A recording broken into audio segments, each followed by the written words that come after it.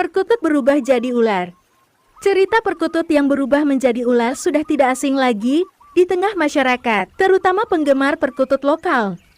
Meskipun sering dibicarakan, namun perkutut yang berubah menjadi ular ini masih dipertanyakan.